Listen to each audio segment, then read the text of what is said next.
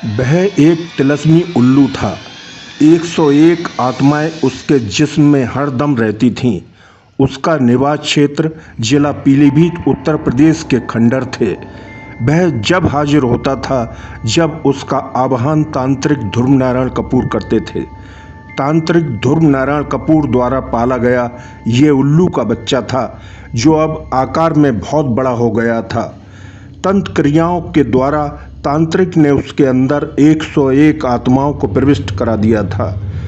जब उसे अभीष्ट सिद्धि करनी होती थी, रात के 12 बजे के बाद शमशान की काली स्याह रात में उसका आवाहन होता था।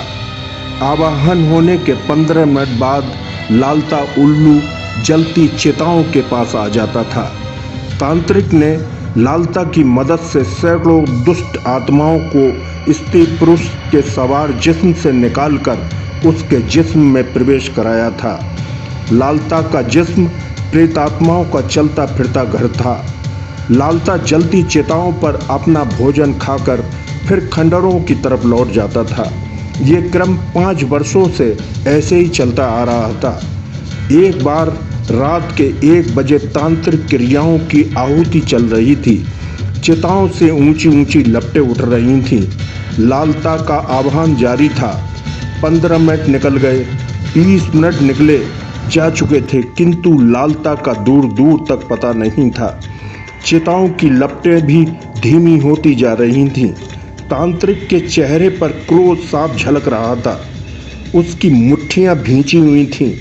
तभी हवा का तेज झोंका आया। उसी झोंके के साथ लालता आ गया था। इतनी देर उसे पहली बार हुई थी। आसमान में दूर दूर तक काली स्याह छाई हुई थी। तांत्रिक लालता पर गरज रहा था। उल्लू अपनी भाषा में ची ची ची ची कर रहा था। पलक झपकते ही तांत्रिक ने लोहे की चापड़ से लालता उल्लू का सिर धड़ से अलग कर दिया था। लालता के साथ 101 आत्माएं हमेशा हमेशा के लिए मुक्त हो गई थीं। वह दुष्ट आत्माएं पवित्र आत्माओं में परिवर्तित हो गई थीं। लालता को हमेशा के लिए उल्ली योनि से मुक्ति मिल गई थी।